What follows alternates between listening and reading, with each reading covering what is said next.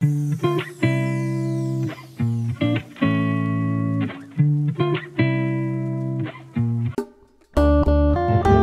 দেখা করতে যাওয়ার পথে ওর জন্য 10টা লাল গোলাপ রানীগঞ্জ মেট্রোর সামনে থেকে।